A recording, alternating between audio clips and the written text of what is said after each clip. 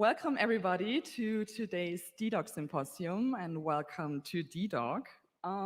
First, many of you expected Bastian Haug, the founder of dedoc, to stand here and introduce you, but unfortunately Bastian tested positive for COVID a few days ago and therefore cannot make it. But I know, Bastian, where's the camera?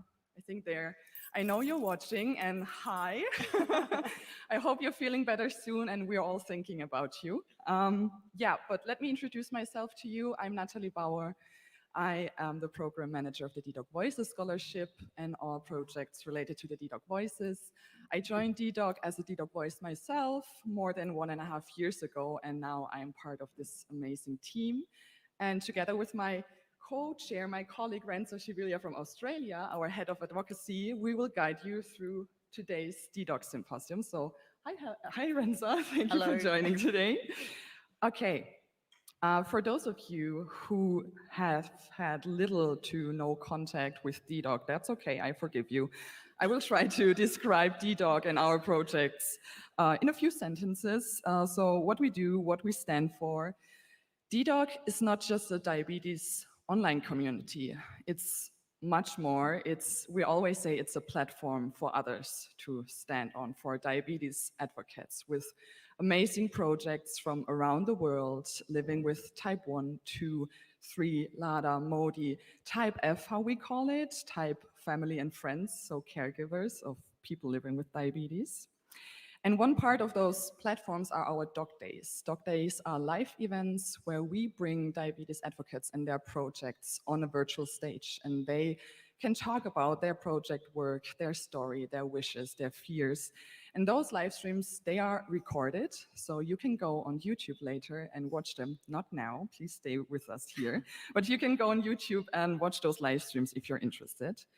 And the same applies to our dedoc symposium, so the one that you're attending right now. Our symposium is the only symposium at a conference like ISPAD, which is actually live streamed. So there are people outside the conference watching this right now live on YouTube and Facebook. And hello again to the people watching online. It's so nice that you support us. And please send us your comments and your questions to our speakers and to dedoc. How can I move the slide? Do I have to click something? I don't. Oh, no. We don't have any other We slide. don't have any slide. Okay. Can I go back to the dedoc slide? Just leave it. Oh, perfect. Okay. I'm also very proud to announce that all of the speakers that you see here next to me are dedoc voices.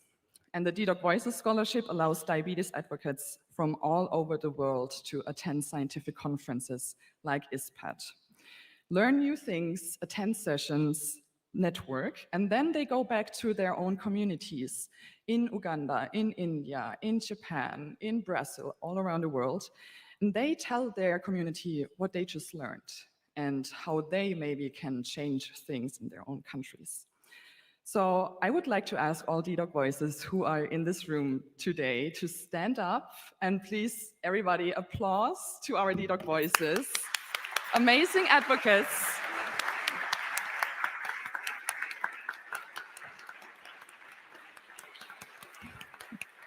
You're doing amazing things. Thank you. Thank you for your hard work. I'm even more proud to tell you that those voices, there are 21 voices attending in person here in Rotterdam and another 23 attending virtually. There should be 2 more voices attending in person, Tino and Huban. I know you're watching, but unfortunately they couldn't make it to Rotterdam due to visa issues. So their visa to the Netherlands got declined, or they didn't get their passport back in time. And I'm really, really sorry, but we will figure things out and we will make it work for the next conference, I'm really sure. Okay, the topic of today's symposium is the importance of peer support and the community. And actually the community was also the turning point in my own life when I got diagnosed with diabetes 5 years ago. I was told only 3 things by my doctors. First, they didn't know how to get my blood sugar in control or under control because I already need so much insulin. Second, unfortunately, I cannot get a psychologist to help me because they are all busy with cancer patients. And the third, I won't be able to go back to South Korea, what I call my second home, and to follow my dreams. So I started writing down my thoughts, my fears, my wishes on my own blog. I had no idea that there might be people actually reading this, but they did. And I had no idea where to find others. They just told me, yeah, there are other people in Germany living with diabetes. The end. They didn't tell me where can I find those people, how to reach out. But suddenly the community found me. There was a person in the German diabetes community who found my blog and she reached out to me. And yeah, that's how I became part of the German community called Blood Sugar Lounge, which is actually a really cool name, I think. And I felt the power of community because everything I had to go through for the very first time was kind of everyday life for those people. They could answer all the questions that I had, and they gave me tips and tricks that perhaps no doctor in the world knows, and this is please no offense. They saved me, and that's why I'm very, very happy to introduce you to our speakers today. And I'm really, really looking forward to their stories. We will hear advocacy stories and projects from Sana from Pakistan, Snehal from India, Moses from Uganda, and Sahil from India. Really looking forward. But before they begin, I would like to invite David Maahs, where are you? There. President of ISPAD, to the stage. And thank you, David and ISPAD, for supporting the dedoc Voices program. And thank you for being here today at our symposium. Welcome, David. Thank you. The stage is yours. Well, thank you very much, Nathalie, Renza, and Bastian. We hope you feel better soon. Okay, so I think ISPAD has been very much aligned with dedoc. I think we had our first dedoc symposium, was it 2 years ago, Karine? 2 years ago. So we've tried to be very welcoming and collaborative, and we now also have a patient advocate membership category for ISPAD. We're up to 26 members, Jamie Wood, Secretary General, tells me. So if you haven't joined ISPAD, please, we welcome you. We'd like more patient advocates part of ISPAD. We also are electing the first patient advocate to the ISPAD Advisory Council at the annual general meeting today. So I do not know who has won yet, but it will be announced at the annual general meeting. So I think hearing the lived experience is so important.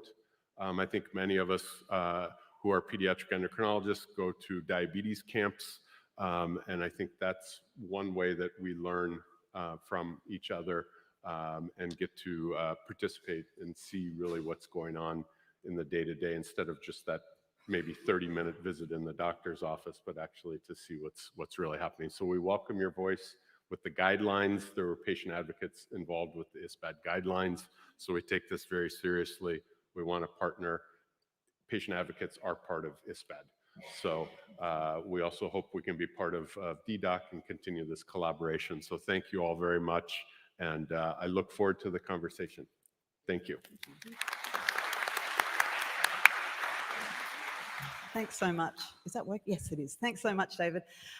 It is always such an honour when we have organisations that are so willing to embrace and work with dedoc and work with people living with diabetes and, come on our journey as we say nothing about us without us. So thank you so much.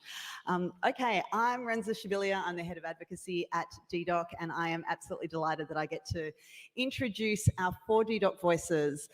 We're talking about peer support. We heard from Nathalie about how important peer support was in her own journey, and I would encourage you, if you haven't had a chance to speak with some of our other voices, ask them as well. I always say that peer support is life-saving and life-changing, and it certainly has been in the 25 years that I have lived with type 1 diabetes. But that's enough from me now. Sana, Ajmal, I would like to welcome you to the stage. Sana, I really don't even know where to begin. Sana is from Pakistan and has been an absolute force in the diabetes community for a very, very, very long time working across organisations, working or establishing Meethi Zindagi in Pakistan, and her presence is always just so welcome because she just knows so much about what it is that people with diabetes need and how they need to be supported. So if you'd like to please take the stage and share with us your experiences of peer support. Thank you. Well, thank you, Renza. Now, that's what happens when you have such a short height. Yeah, this is fine. Oh, thank you. Thank you, Renza, and it's an absolute honor to be introduced by you. So, Renza, I see you up as an inspiration, and thank you, Nathalie, and thank you, David. And hi, Bastian, and thank you for bringing me here.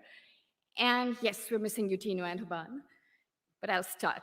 So, I'm Sana Ajmal, and I've been involved in diabetes advocacy since 2011. But before I start about anything else, I'm going to show you a video from just the day before yesterday at the dedoc booth. Is the slide up there? Yes, it is. So Life with Diabetes, as dedoc and Medtronic launched a campaign, is like keeping a balloon in the air while doing everything else. And for those of you who have been involved in trying to keep this blue balloon in the air while holding a cup of tea, or while eating, or while cooking, or while ironing your clothes, or while changing your clothes, or while taking a bath, you would know how difficult it is to balance it, day in and day out. But, okay. Beautiful, make diabetes shareable, Yeah, enjoyable. maybe not enjoyable.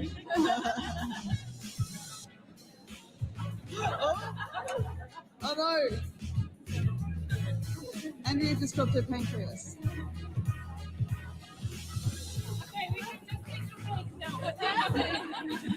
No, there's no one takes a break from diabetes. Don't you know that?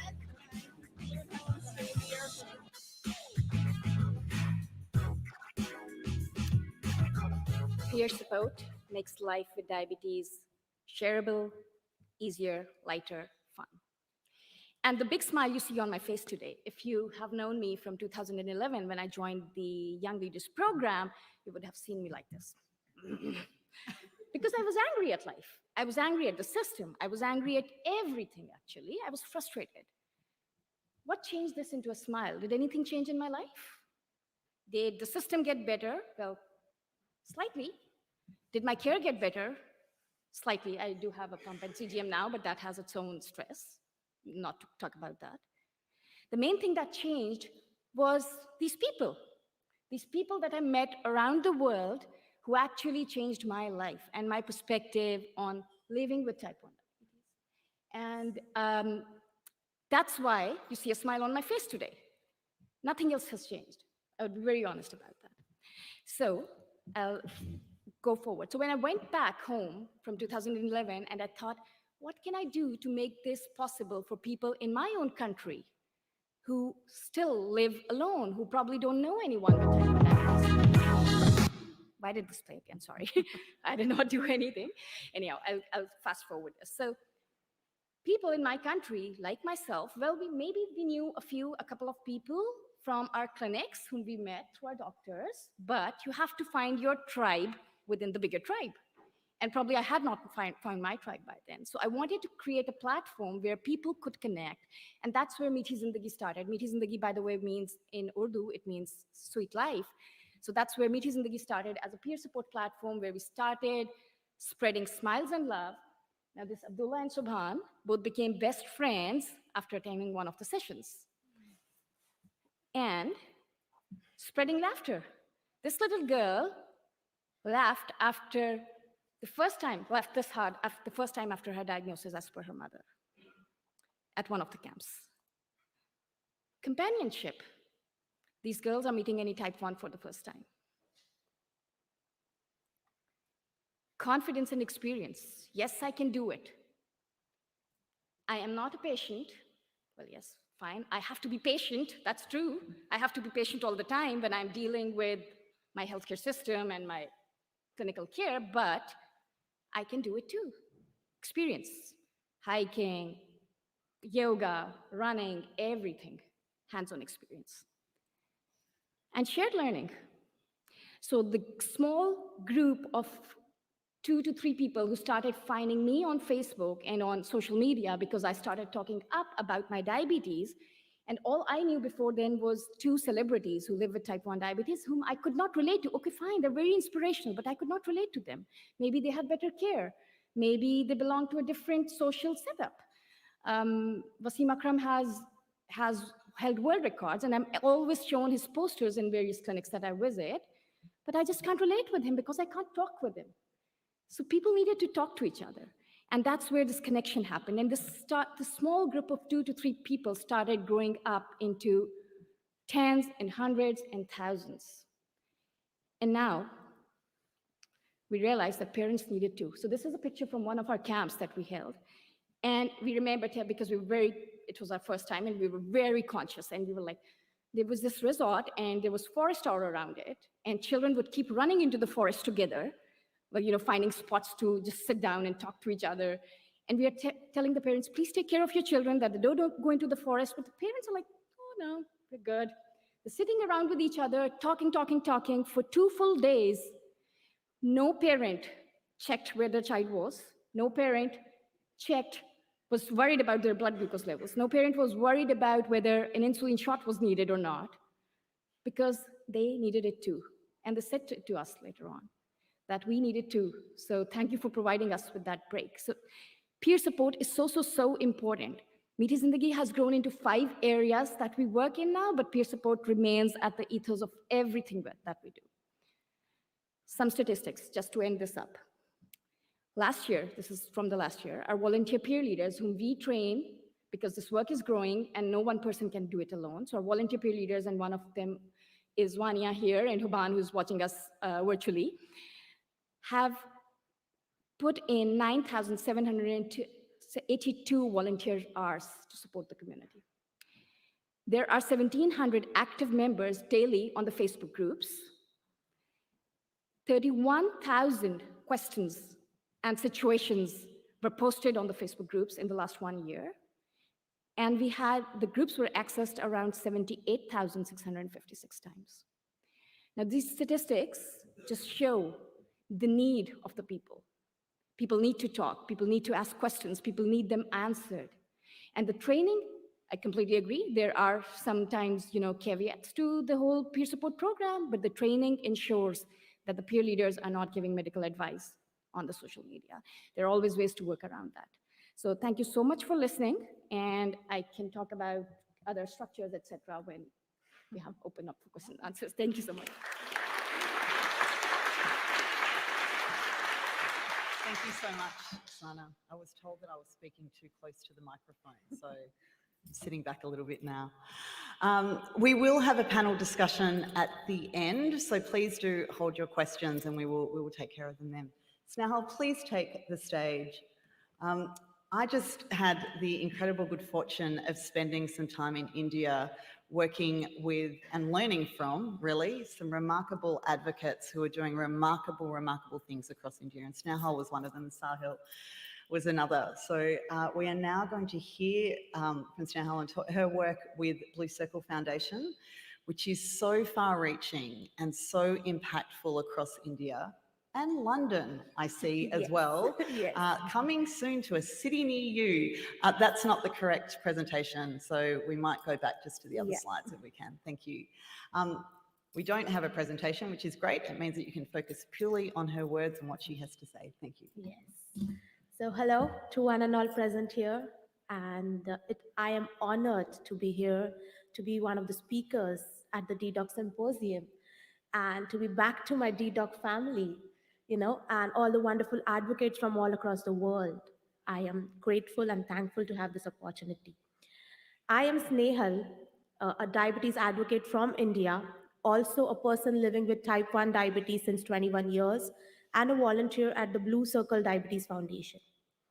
Whoa, did you hear that? 21 years, Even every time I say that out loud, it feels surreal. A life well lived with type 1 diabetes. And when you're living with a chronic condition like type 1 diabetes that requires 24/7 attention, No pun intended, but even when I'm asleep, there's still a voice in my head like, am I going low? Am I going high? Am I going to have a late night hypo? All these thoughts are still there even when I'm sleeping. So the impact of this condition, not only its impact on the physical health, but also on the mental and emotional health, is something that is less talked about. We always just push our attention on the physical aspect of it, like where to inject, how to use the pump, or how to use the medical supplies. And that's where I would say the peer support or the community support comes into play. Uh, when we talk about the emotional and the mental aspects of living with type 1 diabetes, you have to take care of the stigma associated with it, uh, the feelings of depression, anxiety around it. And like I said, it requires 24/7 care and attention. You have to be aware that the person who's living with it also goes through phases of burnout, you know? So it's important for us, and for as a personal journey and of growth, for me, peer support has played a very important role for me to accept type 1 diabetes as it is and to live with it. And like I said in the beginning, a life well lived. And well, I can talk on and on about the importance of peer support. And as my co-speaker Sana very rightfully talked about the wonderful aspects of peer support, I would like to share with you a very beautiful story of the impact of community reach and peer support. So let me tell you a story of 11-year-old girl, Tanisha.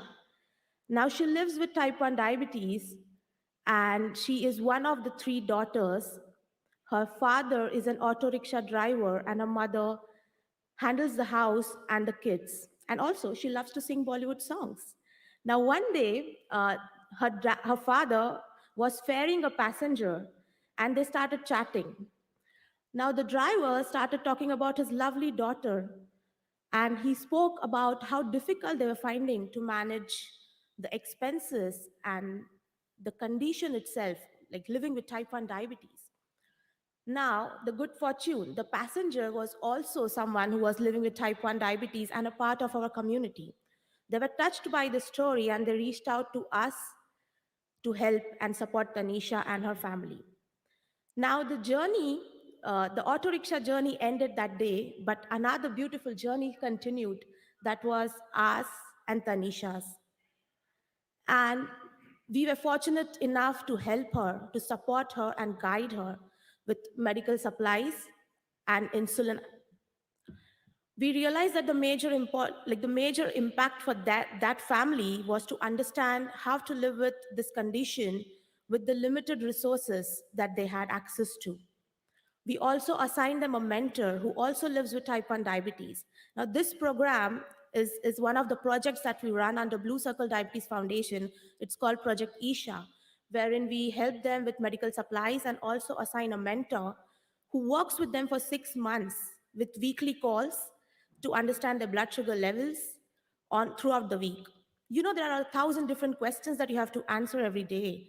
What to eat, when to eat, how to inject, how to go to a birthday party when you're living with type 1 diabetes, what to eat, what to avoid, what is the impact of menstruation on blood sugars, and many more.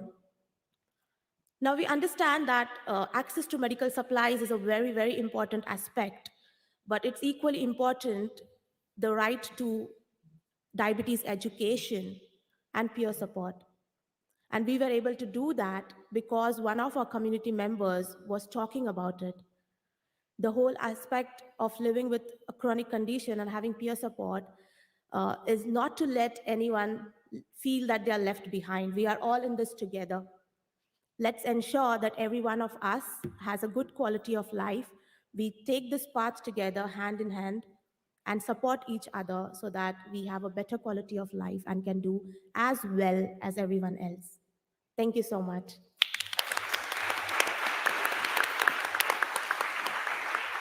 Thank you, Snehal. There are so many comments coming through on our live stream. So we are streaming live across dedoc. platforms, so our Facebook page and our website, YouTube.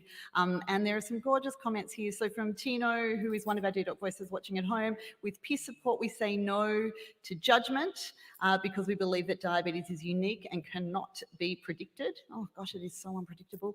And I love this comment from Yo Diabetes: mental health, stigma, peer support, all major topics that go beyond blood glucose values and other data. You know, we regularly say that diabetes is not about numbers, but how about I give you some numbers anyway? Our DDoc voices, we've got 750 years of lived experience amongst our DDoc voices, which is a lot. I ask, where is the expertise? I think that this network has an incredible amount of expertise. Another number is that people with diabetes spend fewer than, I think it's under 0.5% of the time of a year with their healthcare professionals, and the rest of the time we're doing it on our own. So that is why peer support is just so, so important, because it's during that time that we can lean on others, that we can learn from others, and that we don't feel isolated and alone. Diabetes can be so isolating. I am beyond delighted to invite Moses to the stage. He's here representing the Sonia Nabeta Foundation. I was fortunate enough to spend some time with Vivian Nabeta this last weekend in London, who is the force, I guess, behind the foundation. We're going to hear about the Warrior Network, and if you are not beyond excited and wanting to learn more and get on your feet to work out how to support this incredible program by the end of this presentation, I'm going to need to come and talk to you. But anyway, Moses, please take it away.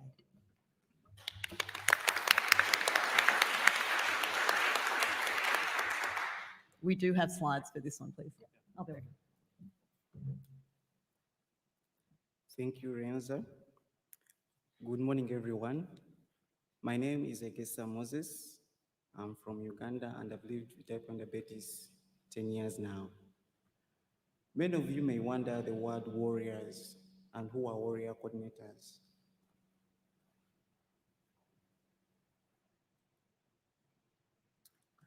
As SNF, we believe in an Africa where children with type 1 diabetes have an equal chance at long, healthy, productive, and gainful life. Who is a warrior? A warrior is a person with type 1 diabetes who lives with great courage, strength, perseverance, resilience, and optimism, and inspiration to all. Who is a warrior coordinator? First of all, me, I'm a warrior coordinator at a clinic in Uganda, and I'm here to represent other warrior coordinators in Uganda. And we would like you to know what our roles are with our fellow warriors. A warrior coordinator is a warrior who serves as a leader, mentor, and a peer supporter. In Uganda, at least one warrior coordinator is installed at each of the 31 nurse-led T1D clinics, depending on the size of a clinic. A warrior coordinator works alongside and under the supervision of a clinic nurse, clinician, or any other health worker. Warrior coordinators enhance the overall care experience and reduce the clinic workload for the nurse. The significance of the lived experience in the T1D care. A deep understanding of the warrior's experience fosters better communication between the warrior coordinators and the warrior. It has led to improved rapport, trust, and shared decision-making, ultimately resulting in better health outcomes. My lived experience. As you see in that picture, that is one of the warriors that I take care of. I'll briefly try to tell you a story of this warrior. This is a warrior aged 14 years, and he lives in Busia district, a district in Uganda bordering Kenya and Uganda. This warrior used to run away from home many times, and while on the streets of the Busia, community members could take him back home, not knowing that this warrior was abused by his father. One time when this warrior ran away, he collapsed at the street and was taken to the hospital by a good Samaritan. The hospital is called Maahs Hospital.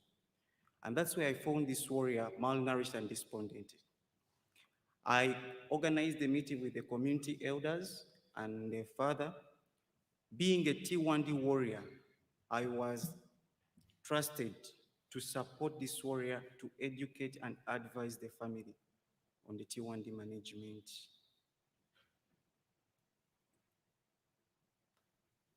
Being a warrior coordinator in Uganda, we have some qualifications.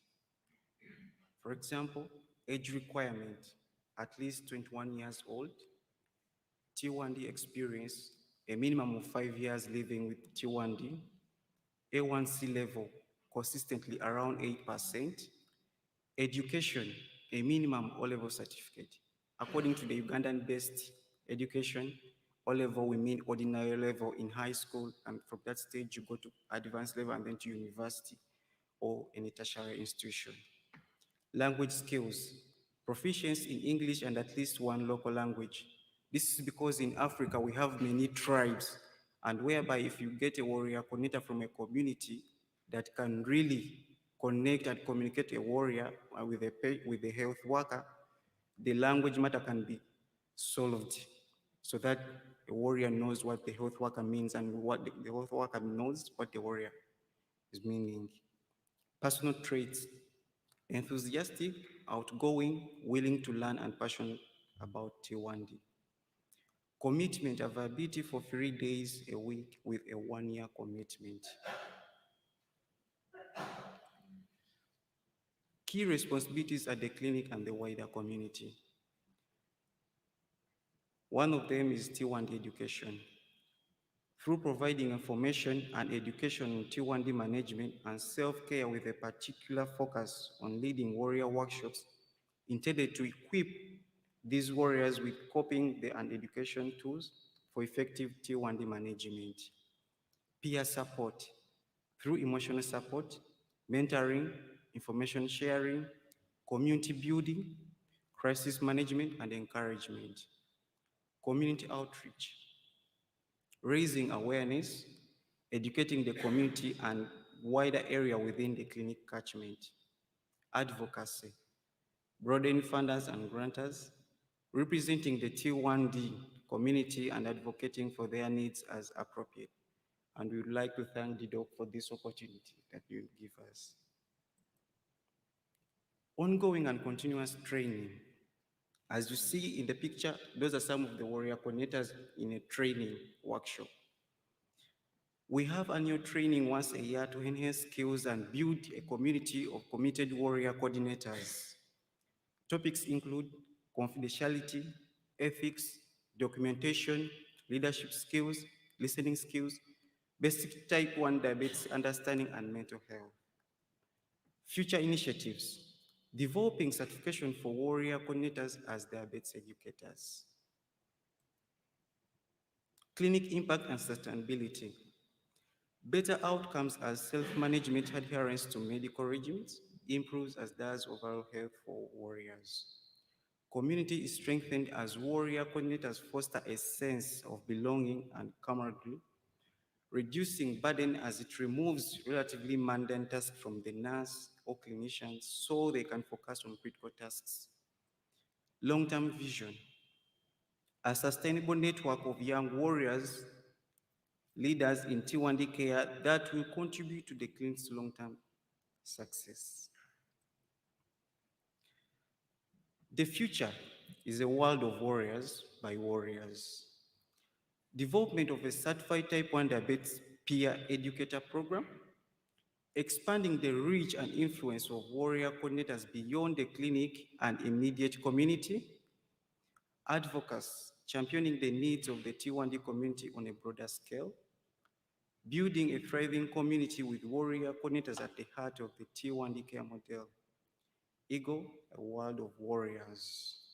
As you see, those are some of our warriors.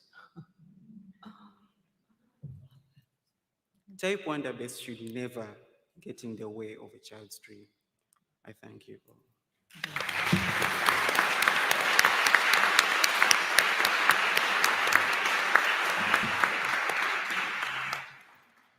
A world of warriors by warriors. dedoc is for, by people with diabetes, for people with diabetes. I'm looking around this room and I see the Children with Diabetes team here that is by the community for the community. There is something so, so powerful when the diabetes community comes together to support each other. Moses, thank you so, so much for that incredible presentation. Okay, our last speaker before we have our panel discussion is Sahil, also from India, who I also got to spend a bit of time with a couple of months ago and hearing about his work. The first time Sahil and I spoke, he told me about all of the incredible physical activity and diabetes things that he does, which sort of washed over me because, you know, that doesn't make sense to me, but he's almost convinced me that it might be time for me to start exercising. Let's see if we can get across the line with this talk. Thank you, Sahil. Good morning, everyone. I hope you had interesting 2 days of ISPAD here. And I'm at ISPAD for the first time here. And I'm here as a dedoc voice and also a ISPAD Genius Ambassador. I'm really happy and grateful to dedoc to be as one of the speakers, and also to David for having a symposium which is dedicated to the community in a conference in the scientific program, not on the side. So I'm really grateful for that.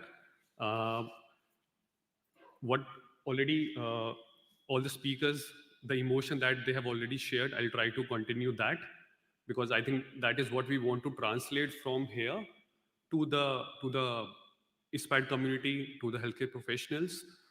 And yeah, so, but again, going back on the topic, which is peer support, which has changed my life completely. And I believe that we all have some point in our life, living with type 1 or even not living with type 1, that there is some moment which changes us from inside. I had that moment back in 2014. So I'm living with type 1 diabetes for the last 12 years. I was diagnosed in 2011 when I was 20, almost entering adulthood and, trying to figure out my career, a lot of things. But there was a small community in India online back in 2014. And one day I got a random message on WhatsApp by a mom of a kid, 5-year-old kid living with type 1 diabetes. And she was very emotional and she told me that my kid has been seeing your videos. I used to do some exercise and, very basic stuff. And he saw that somewhere on social media. And he said he has been seeing the video regularly for all the days. And now he wants to exercise and has started taking, asking like, why don't I check my blood sugar on my own? Imagine a 5-year-old asking that. Then I realized the power of peer support and also the community. And the call came almost like 1,000 kilometers away from where I used to live. So that changed something in me, and that even if we all are working in different communities, whether it's small or it's big, if we can even impact one person living with type 1 diabetes, I think our purpose is fulfilled. So that is how my journey started. And then I was always into sports and fitness. I was very active. I was playing outdoor sports a lot, which became a struggle when I got diagnosed with type 1 diabetes. Whether it was playing cricket for a few hours or just doing some intense activities, that was very difficult. My blood sugar was fluctuating a lot. Back in 2011-12, there was insulin pens, and I was using a glucometer. CGM or Libre was not there at that time, so we couldn't track anything. And so that's how I started. And so I'll just start with very basic thing that we all have heard living with type 1 diabetes. When we are diagnosed, we get our consultations done with the doctor, we go to the hospitals. They say, now you're diagnosed with type 1 diabetes and you have to manage it. You have to swim. There are a lot of suggestions from families, from medical health professionals, from friends, but no one actually tells us how to do it, right? I'm sure all the type 1s here can relate to that. And also one of the major part that people don't talk about is physical activity. They always say that you should be active, you should walk, you should do this, but no one actually tells that how to do it. Are there any resources around it which are translating to the patients as well? I understand there is a lot of research happening in European and US countries around physical activity, but how much of that is reaching to the patient community? So that is what we always hear. What were my thoughts back then, 10 years back? That I wanted support in physical activity, in sports. And then I realized there is no support.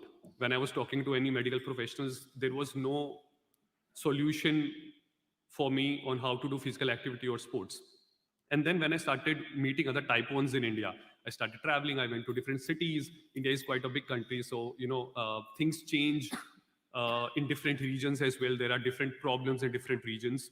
So I started interacting with other type 1s, and I realized whether it's kids, whether it's their parents, teenager, young adults, everybody is struggling with just basic physical activity. And then because I couldn't find any support, I thought maybe, I should learn something or I can be that support. So what I did basically was, because my background is into engineering and I have been working with a healthcare company for almost 8 years, but I had zero experience into fitness education. So I started with very basic, did my fitness education, diabetes education, and just combined all the things together and started talking to type 1s in India, doing very basic workshops, which were again theoretical as well, but also practical on if they want to walk for two kilometers, how do they monitor, how do they have to change the insulin as well.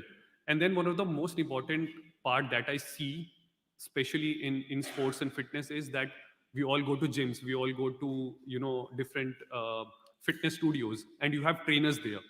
But when we tell them about that we live with type 1 diabetes, they have no clue on how to train you with type 1. So that was one of what I realized in India, that I need to help trainers understand this concept as well. So I started doing workshops with them. Again, it was very basic, but they at least had the idea. If I am not able to do a specific exercise and I'm sweating, I am dropping, I'm confused, they would ask me to take a break or check my sugars or have some water. So that was, and that is one of the resistance I feel in the community, that because people don't understand, and trainers, coaches, they push us to do that activity till the time we die. So it's literally like that in the gyms if you have been to one. So that's how I started, and then I did offline, online. I worked with groups, I worked with individuals, theory, practical, all of the things, and it's been almost 5+ years working specifically on physical activity and diabetes, working with different individuals with different type of diabetes as well. So if you see on the left, this is from the lockdown pandemic, and I was coaching few kids with type 1 diabetes, and this is after the pandemic, which was again an offline event. Then the next step, what I did was to engage more role models in the community who were already working, with their NGOs, with community, with groups, and start getting them to talk about physical activity. And these are few online sessions that I did, and it all started in the pandemic. Also, participating in the conferences, getting the dialogue with the doctors, with the healthcare professionals, and getting physical activity to be one of the topics when we talk about diabetes.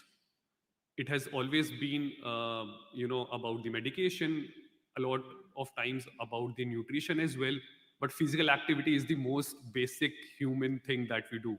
Can you imagine a day without moving? And we don't talk about it.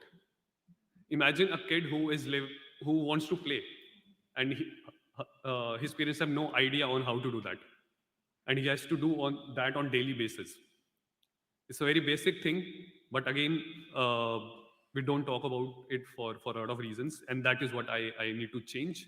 We all need to change, and this was the outcome of just talking about it, working with very basic things. There is no high tech involved in this. I just started with, in India, most of the people don't have a lot of tech available, so it's just insulin pens, syringes, glucometer. Few people have CGMs also, so it's very different in different regions of India. But again, if we just see what resources we have, there is a solution for it. People are managing their diabetes on syringes as well, on pens as well, on pumps as well. So this was basically what I experienced, what was the outcome that people started expressing them during those fitness activities, started talking to each other, became friends like we saw already. And these are few events that we did in India. This is one of the first runs with all the people with type 1 diabetes back in 2018. And then again, having no limits living with type 1 diabetes, I have always heard this from, especially from parents, that they say that my kid is living with type 1 diabetes, he cannot do this, or can he go for a trek, can he do this? So there are a lot of resistance or a lot of things that need to be talked, and then there has to be solution around it. We all live very different lives, we have different lifestyles, we need to find our own solutions for it, and that can only happen when we have education around it. And education on sports and physical activity is a very basic thing that should be there. This is again one of the camps in very remote places in India. On the left side, it's Kerala. So there is one other type 1 Prashant who is standing next to me, and we are just injecting insulin with our pens. And there are kids who are from villages, from tribal places as well. They don't take insulin as well a lot of times. They miss, there is a lot of stigma. So this, taking a shot in front of them openly, is a very empowering thing for them as well. That is what we are doing, nothing else. Then this is when I do physical activity, I also try to do new things that people are not attempting with type 1. So this is one of the old martial art form in India, Kalari Patu, which I did a workshop. And then after doing this and just sharing with the community, a lot of people have started doing those activities or have even researched or did something. They are open to doing these things now. Look at a kid who is living with type 1 diabetes, and when I met him, he was 4. And this is the first time I met him at their house. We have never met before, but when you meet kids or when you meet any other type 1, there is always a connection, and you can translate things very easily. You don't have a lot of times, the emotions are translated automatically. It's more like that. So that is the power of the peer community, peer support that we have. And there are, again, we talk about physical activity, which is again a very basic movement, but it has a lot of benefits on the diabetes management. Increased insulin sensitivity is one of the basic things. Glucose management, again, reaching better time in range and better HbA1c. It has a lot of benefits in the type 1 management as well. So what I see should be happening is to be, physical activity has to be part of the discussion in the scientific conferences. I know it's happening a lot in European conferences or US conferences, but still Asia is not there. This is, again, I have worked with a lot of people who have been leading big companies, winning beauty pageants in India. This is what I've been saying all the time, that this is surprisingly the most under-discussed topic. And while working on physical activity for the last 4 or 5 years, I have got some data, and which is what I have published in the first poster now at ISPAD. Yeah.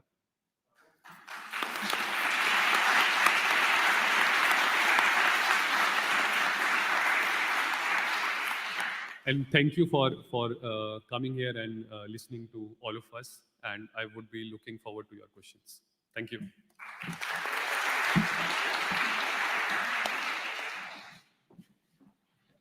Okay, now it's your turn. Please do use the microphones. Oh, hang on.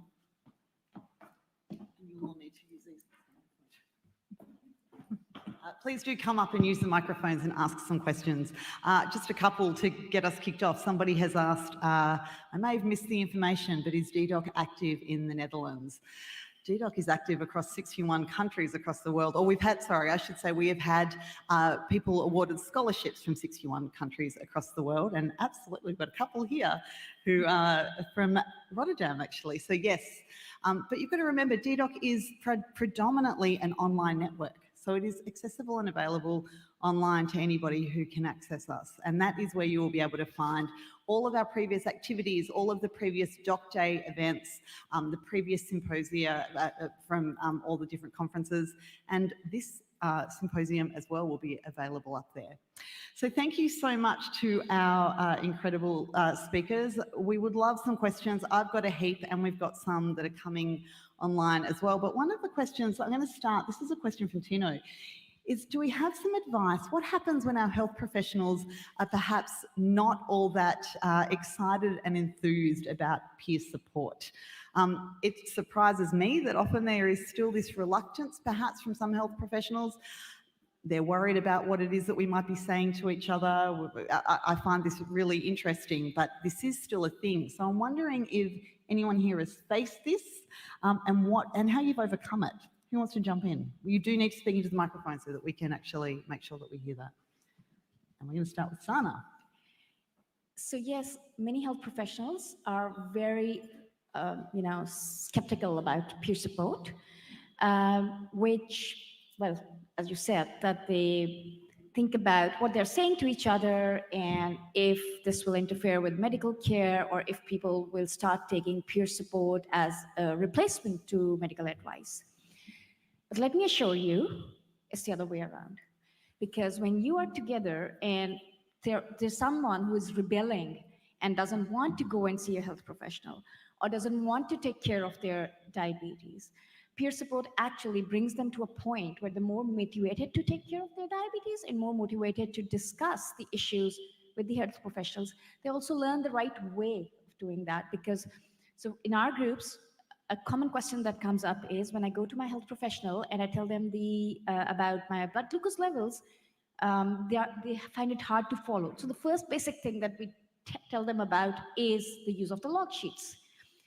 And we give them samples and we show them how to do it. So the basics of the importance of taking care of your body come in through this very platform. But also, yes, we do need to make sure, as Moses has also discussed, and we do as well, is to train the peer leaders in making sure that no wrong medical advice is being given out. So they monitor that space where no wrong medical advice is going out. I'll just add to that. Please. Yeah. So I'll just give you one of the examples that we commonly face in India. Is one of the phone calls I received at 2 a.m. in the night when the mother of a T1 kid, she realized at 2 a.m. that by mistake, instead of the basal dose, she gave the bolus dose, which was 20 units. And at that point of time in the night, who can they reach out to? It's not possible to reach out to a doctor. And the mother was so depressed. She was crying on the phone. And I told her, no, don't worry. You have to monitor every hour. And possibly the child could go into a hypo. So this is the type of support or the care that is needed in times when maybe a doctor is not available, It's like Sana said, it's not a replacement for medical advice, but just a support that you need on a day-to-day basis. Yeah. Thank you. I frequently give a talk about the value of peer support to health professionals, and one of the things that I say is that we don't want to replace health professionals. We need you to help us understand the rules so we can break them safely. And I think that actually, that might be a way to get things across the line. Please introduce yourselves and ask your question. Thank you. No, it's not on. Otherwise, speak in a loud voice and I can repeat the question. Oh, we have our very clever tech person coming in.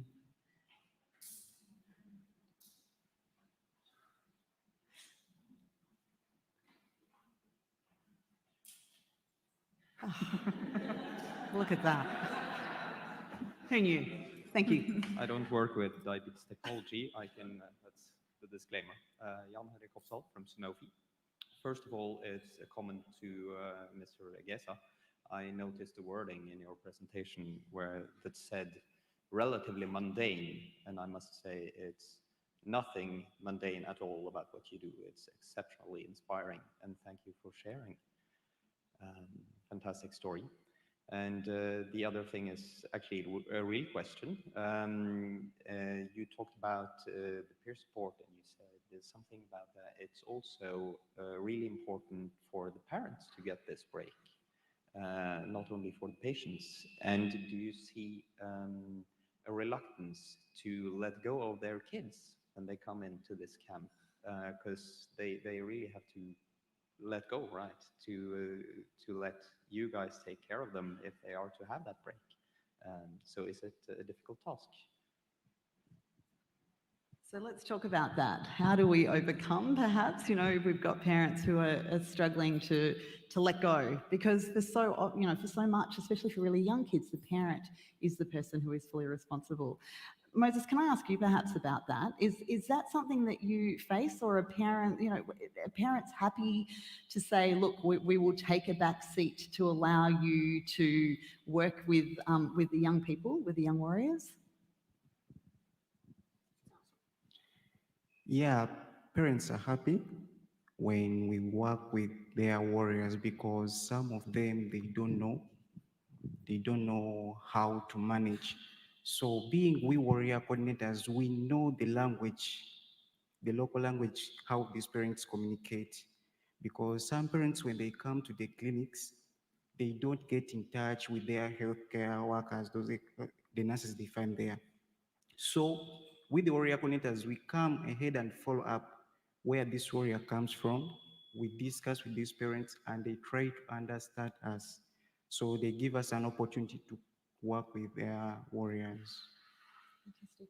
Thank you. And I'm interested as well, Sahil, because if you've got a parent who's been told he can be a bit physically active, but not too much, and you're there saying, "Hey, let's really start doing some things that perhaps are a little bit more physically active than they're used to doing." How do you overcome those barriers there? I think this is a very common question from parents because kids are playing, they want to do cycling, they want to run, and they don't know how to manage it. And they are usually burnt out because of that, because it's a daily task and they have their own, work, life, they have to balance a lot of things and manage their type 1 diabetes 24/7 as well. But what I usually do is I always start with the basic monitoring and education. If they are monitoring, if they know their numbers when they are going out for play, they can check before. So I start with just focusing on monitoring the blood sugar levels first, and then they can adjust a lot of things according to what the kids wants to do. Not always stop him, but they can also see that if the kid wants to play for half an hour or 1 hour, they can do a lot of things around that. So monitoring is the most important thing, but again, it's not easy because you can't say to a kid that okay, just play for half an hour and come back. So it's a very difficult spot, I would say, for parents especially. And coming to the peer support groups, what I feel is very positive is that when they make friends in that peer group, especially kids, they help check each other blood sugar levels as well. So you can make a lot of games around it that, after half an hour, you need to check your blood sugar levels, or, there are a lot of things, and a lot of people are doing it already in different countries. I have seen diathletes, I have seen a lot of games they have made, and I have suggested to a lot of T1s in India as well. So there are a lot of things that we can do, but again, we need to talk to the parents and make them feel comfortable and receptive of what they want to see, what they want to hear as well, because they are burnt out. Yeah, absolutely. Thank you. I've been told I need to make a correction. It's 750 years of lived experience for our dedoc Voices for ISPAD. It is significantly more for our whole dedoc Voices program.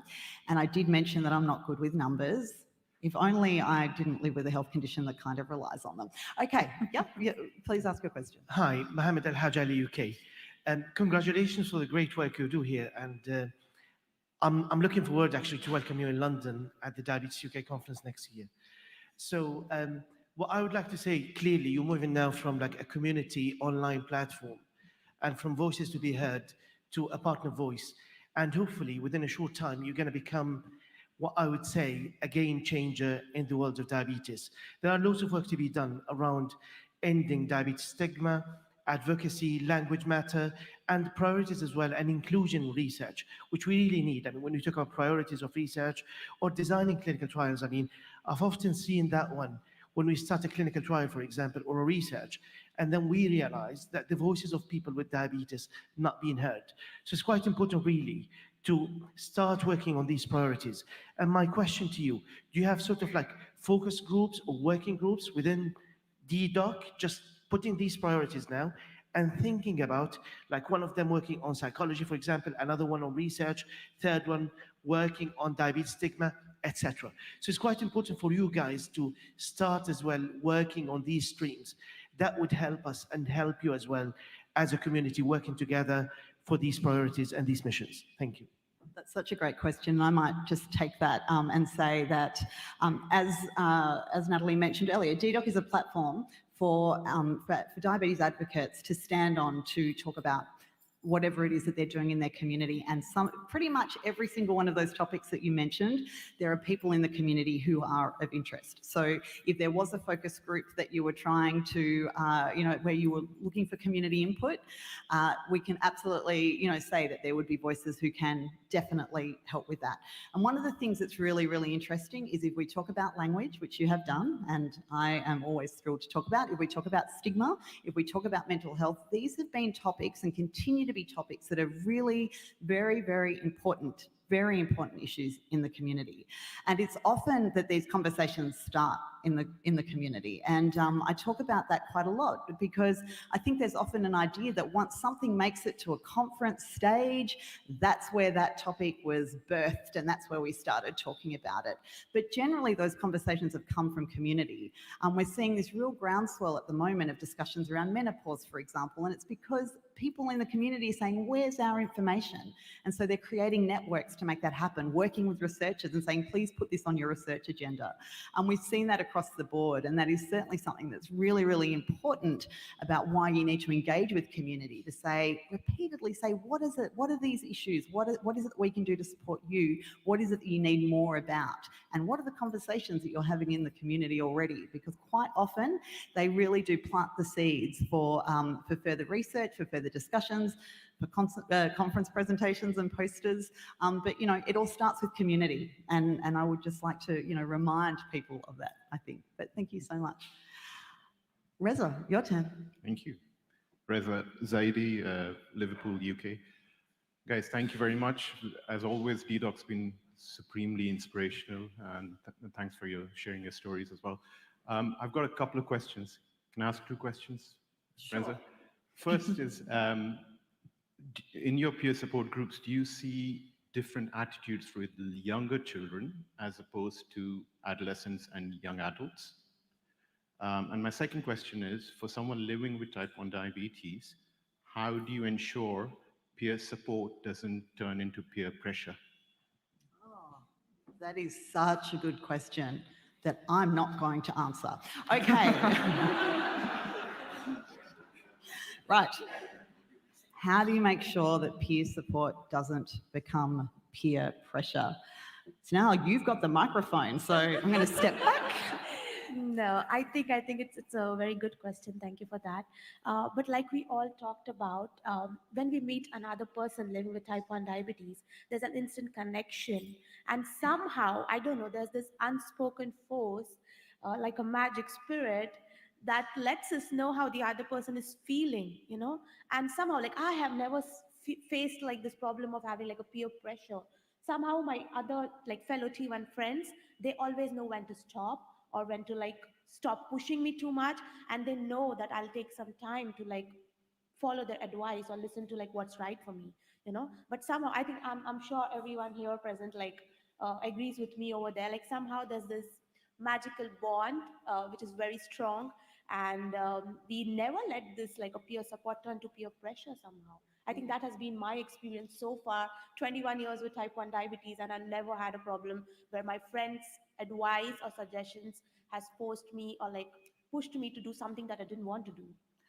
I'm very pleased to hear that, but Sahil's shaking his head, so I'm really curious to know, because I know that, we do see there are online discussions, there are in-person discussions, there are opportunities when we bring people together that people aren't going to agree, which isn't necessarily a problem, but how do we address that if it does become something where people are feeling pressured, whether it's pressured to, consider a therapy that they're not interested in, to consider a technology that they're not interested in, to eat a certain way that they're not interested in.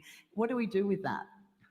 I have a lot of stories actually to share on that peer pressure topic actually, and have came across a lot of teenagers, a lot of young adults who don't want to be in the community, and their parents are pushing them. So if their parents came across some community in India, they'll just drag their kids to those events, and it has happened a lot of times.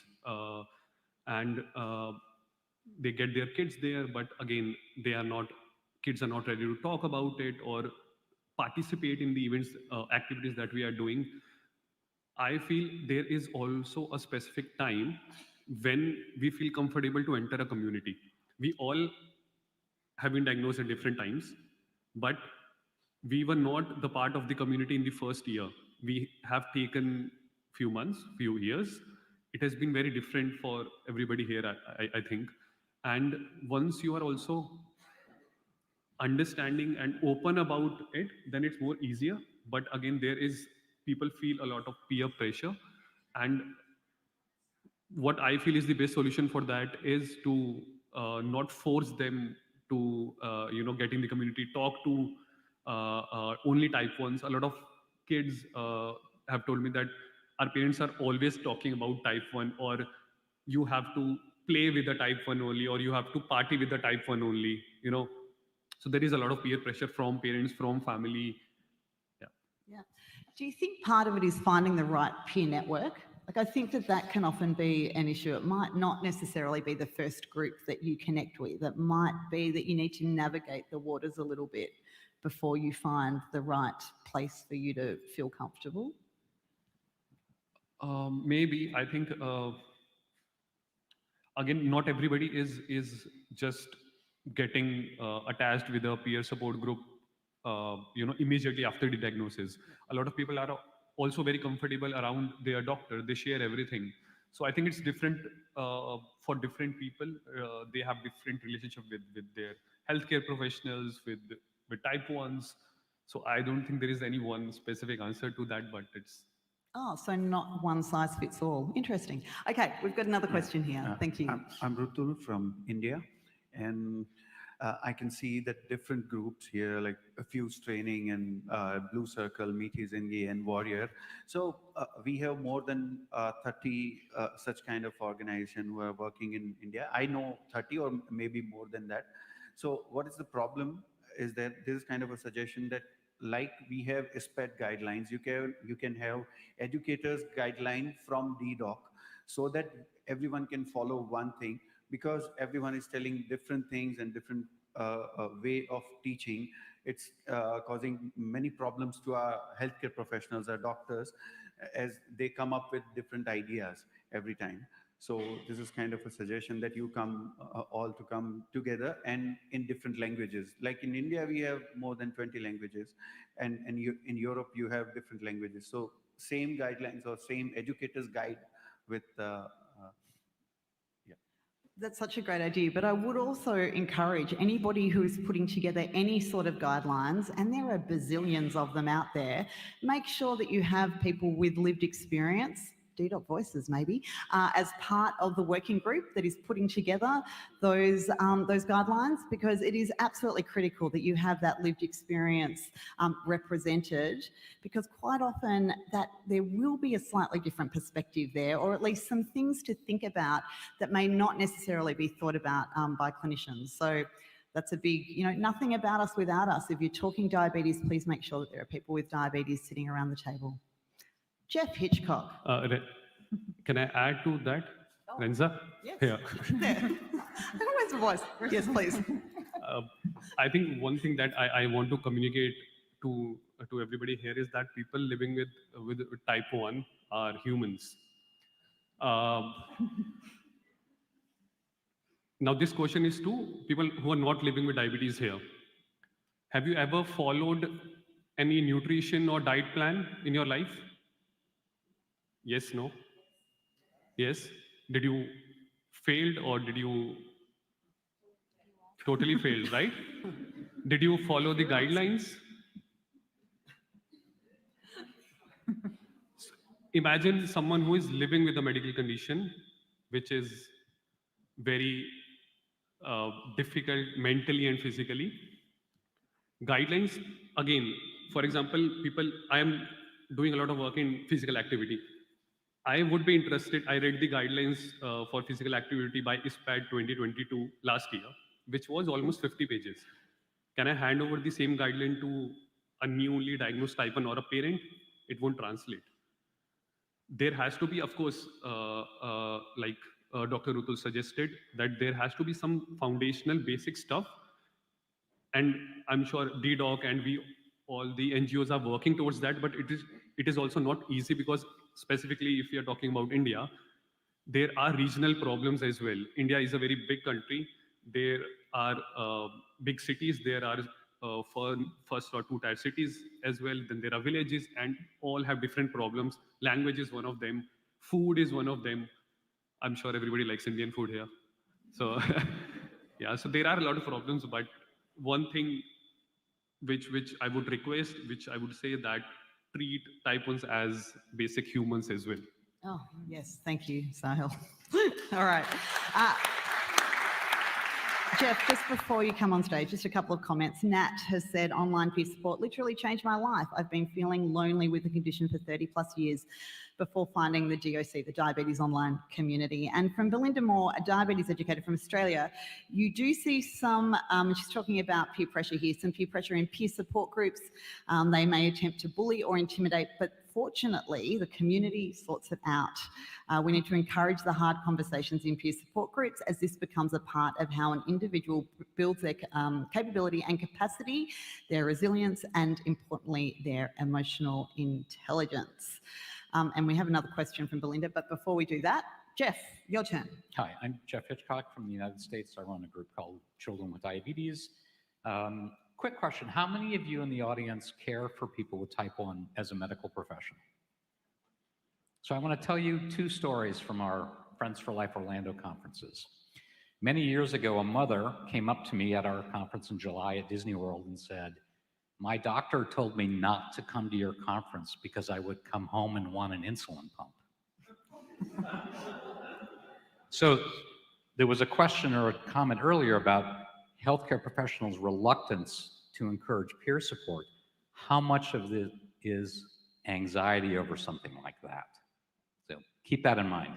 And the other, to sort of like the lived experience of type 1, at one of our closing keynotes, a gentleman named Kendall Simmons, who was a professional American football player, offensive line, really big guy, was talking about playing football with type 1 diabetes. And at the end, one of the people asked, "What do you do if you have high blood sugars while you're out playing?" He said, I come to the bench, I take out my pen, I stab it through my uniform, and I give myself insulin. And immediately, a woman from the company who sponsored him stand up, grabbed the mic and said, "That's off label, we can't do that." To which I said, life is lived off label. So always remember that.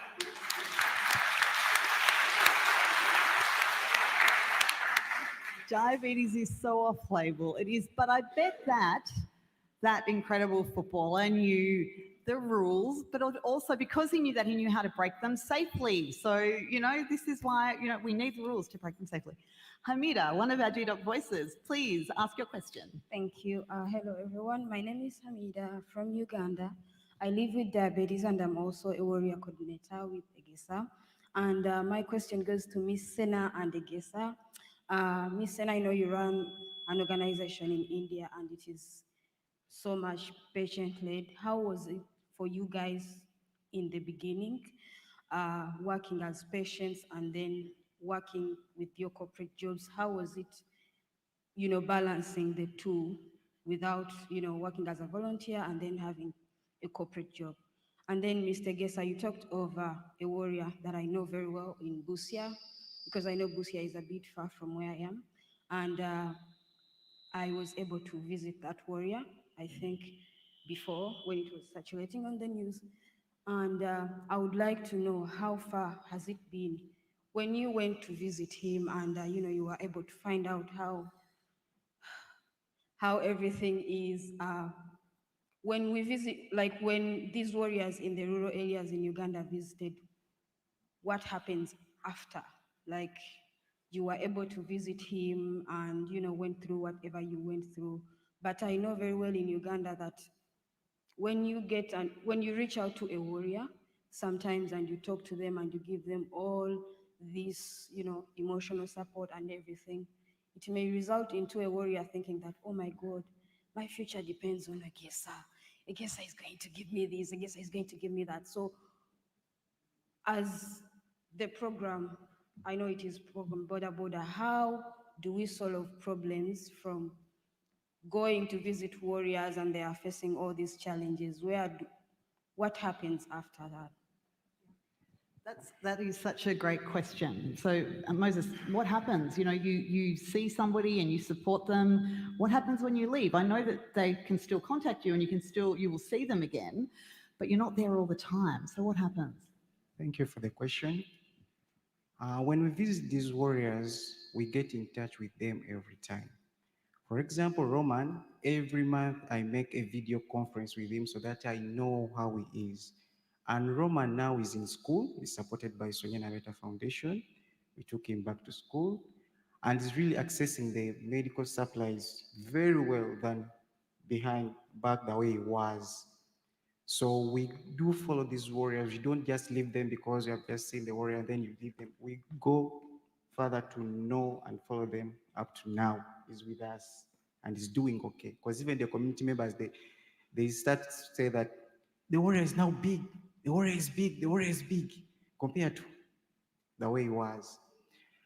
Depending on the first question that you say, the experience when I started to volunteer as a warrior, from a warrior to become a warrior coordinator, it was not a challenge to me because I loved to serve the warriors. It was not a challenge to me. And I did this job very well because I communicated to them. I even created a WhatsApp group because I was doing it willingly to support these warriors so that I follow them very well. Yeah. Yes, Egesa. Sorry. Like, can you make it a little bit broad? Like, apart from Roman, like all these warriors, I know we are like in a group of very many warrior coordinators. Like, we all reach out to our warriors according to our different regions. Like in different regions, for example, in Gulu, they are warriors, and we do home visits. In a broader understanding, how do we help them when we find them, when they have like these challenges? Where do we leave them? Yes, these warriors, the warrior coordinators, they do home visits. And when they do home visits, they come to us. They give us the information. That information, we follow up these warriors. So we conduct home visits. There are very many warriors all over the country. So we conduct home visits and we follow up these warriors. They tell us their situation they are in. When a situation is critical, we do follow them up and we take note of that. There are very many stories I know, but because of time, I just brought Roman, but there are very many stories of those warriors whom we do support out through home visits. Okay, yes, thank you. Good afternoon. My name is Joan Kimeto from Kenya. I'm very happy to be here today and to hear from the warrior from Uganda. I'm very excited that we are implementing the same model in Kenya through Sonia Nabeta and Tom's group. So it's really exciting to meet you here. I also like to say thank you on behalf of the patients out there, the parents out there. You give hope to youth and children living with diabetes. They can face tomorrow because of stories you give them and the support you give them. Now, I wish to learn something more from you about schools. I don't know if you've had a chance to work with teachers. You know, our children spend most of the day in school, and we get challenges at times when children go to school and they have type 1 diabetes. Some schools are hesitant to take them in because they're afraid that the child might get ill in school. They don't want to be held accountable for whatever happens. So have you implemented any activities in this? Because you are advocates for these children. Thank you. Sana, would you like to perhaps touch on that? And is that an area that Meethi Zindagi is working in, working with schools? Yeah. So when a person with type 1 diabetes, a child, a family, they connect with us, many of them often come up with this thing that we are facing problems in schools. There have been children who were rejected by schools for admissions. There have been children who were bullied in schools. So when these stories come to us, and they do come up now and then because we are either connected on social media or we are having support group sessions where people just, open up, we write letters to the schools, we write letters to the principals, we write letters to the teachers. We get them signed by our doctors who are our ambassadors as well, to say that what we're saying is right. And we ask them if they want us to come over and give a session to the school for making this more understandable for them. And in all the cases, either the letter has worked or the session has worked. Children on our insulin support program, and now there are more than 650, they regularly write to us saying that they're facing problems because these are the children who belong to very remote areas or very underprivileged backgrounds where the schools are not even well equipped to handle this. And we go to their schools, we carry out these sessions, and you will always find a change. I do think that when we handle things with a positive approach, make it simple for the teachers, because yes, the teachers are overwhelmed. Yes, they do not understand, so they need to understand. They need to understand in a very simple language, positivity, that yes, there will be problems, but there are solutions to these problems, and sometimes they just need to offload this responsibility off their shoulders, that if something goes wrong with the child, they're not the ones responsible. In our case, in our country, where there is no legislation to support this, there has to be legislation, but we are at a stage where there is no legislation, so we try to make sure that every child has a chance at life, at a happy life, at education, and not push for this that the teacher has or the school has to take responsibility. They just have to be careful. That's what we try for, and that has made a difference. Yes, a second stage will come when we'll have to work on legislation. Thank you. Is there any other experience? Yeah, I'd like to add to that. So at Blue Circle Diabetes Foundation, we have a template made up especially for schools that parents can forward that to the school. And one of the recent examples was in one of the metropolitan city, a kid was denied admission because the kid lives with type 1 diabetes. So the parents were quite aggrieved. They reached out to us. We reached out to the school on their behalf. We reached out to the principals. Initially, we had like a one-to-one meeting with them, talked with them, let them know the different aspects of living with type 1 diabetes. And it's not that the kid will need support 24/7, And then we also did awareness sessions in school. And then they were more than welcome to let the child be admitted in that school. So there have been such multiple success stories, but it requires efforts from both the sides, from us as communities, from parents, to be open to the idea of letting the child live a normal life with other kids in school who are not living with type 1 diabetes. So I think it's like two-way communication, but that we do see positive changes out there. Yeah. Thank you. And we have one last question. Hi. Hi, my name is Cyril Lanstra. I work in the Netherlands as a medical doctor working with patients with type 1, but I'm also a sister and a daughter of people living with type 1 diabetes.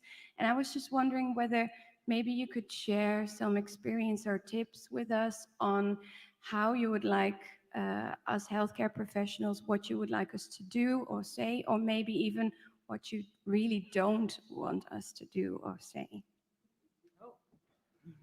So we will be now staying here for the next 3 hours. We will not. We will not. So this is broader than peer support. This is a general, what not to say. Let's start with that. Or any wisdom of what to say. What is it that that gem that you would like health professionals to be able to share with people with diabetes? Or is there anything that you wish that they really would stop doing? So I think I'll start. Yes. I think one of the things, and to add to what Sahil said, like treat us like humans, that's the first thing. But we are not just our numbers, I am not my HbA1c number, or I'm not my fasting blood sugar number. I'm more than that. So a few times, like some positive comments on like, oh yeah, you're doing good, like, okay, it's all right. Like you cheated on one cheat meal, or like maybe you skipped exercise this week. It's all right. Just to know that from my healthcare professional, not just like 1, 2, 3, like these are the to-do things that you need to do. It's okay, because like I said, like with chronic condition like type 1 diabetes, we go through our phases as well, like sometimes I want to do the best I can, sometimes I just want to give up. So it's like this positive comments from our healthcare professionals would be really, really helpful and like push us to do better. Wonderful. Yeah. Oh, Can I okay. add We'll all to- have a I'm go, but sorry. this is going to be our last question. Yeah, because I really want to tell about what not to say. And the reason for that is that sometimes by pushing people to look after role models, or to, look up to role models that the health professionals think are role models, because maybe my HbA1c is fine, maybe I did not have any complications or anything. When a health professional tells me that just because that person can do it, why can't you do it? It just makes me hate my diabetes more. And when a health professional tells someone else that when Sana Ajmal can do it, why can't you do it? It makes that person go away from me. So instead of sending them away from us, just tell them that this is this open space where you can talk, where you might find helpful tips, where you might find support and understanding, and that's all. Nobody can match my HbA1c number. Nobody can be the same as I am, and nobody has to be, because everyone is beautiful in their own ways.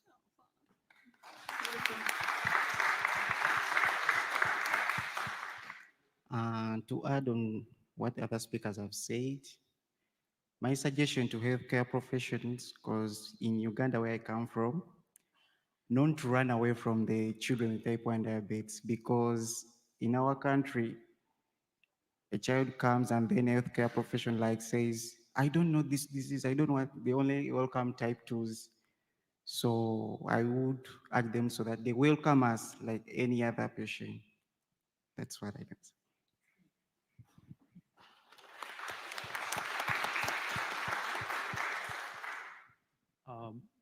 All the health care professionals here, of course, you might have experienced this as well, that people living with type 1 are not coming for their regular consultations with you. There is some problem. I think it's high time to accept it. What I feel on my behalf and from the community, instead of just being the consultation being about the blood sugar numbers or insulin doses, it has to be a two-way conversation, because we are living with diabetes 24/7, and a 10-minute consultation or 15-minute consultation cannot summarize everything. But the good thing is, if the patient is if we are comfortable with our endos, with other healthcare professionals, we will share things on our own, and that is what will reduce the gap and improve the management automatically. Your work will get very easy. I'm sure of that. I'm sorry, but that is the last. We are out of time. So I'm sorry. If you've got any more questions, come and ask us at the end. We'll still be here, but we do need to move on. I just want to say something. The very first words out of my endocrinologist's mouth, the first time that I walked into her room, were thank you for being here.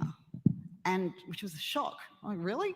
She thanked me for showing up. And I've been seeing that endo for 22 years, and I named my daughter after her because she's so remarkable. But I've always thought about that. When you have somebody with diabetes showing up, that is such a leap of faith. That is so wonderful that they are there, and they need to be commended for that. And I think that starting from there is quite a remarkable place that will change the way that consultations go when that is the starting point. Now, I would like to say a huge thank you. We would not be able to do what we do at DDoc with our Voices program without the support of our partners. Their contributions is exactly what makes the Voices Scholarship happen. So thank you to Dexcom. I'm reading it because otherwise I will forget. Dexcom, Diaboloop, Lilly Diabetes, Medtronic, Novo Nordisk, Sanofi, and Vertex. So thank you so much for your support to make this happen, to bring us here, to make these voices roam the halls, ask the tricky questions in the sessions. Please do find us and come and talk to us. We've got lots more that we want to say, but thank you also so much for being here. We're talking about peer support. Thank you for making time to listen to that, to listen to the voice of people with diabetes. This is half the battle, is getting health professionals to sit in the room and understand the value of what we have to say. I'll say it again, nothing about us without us.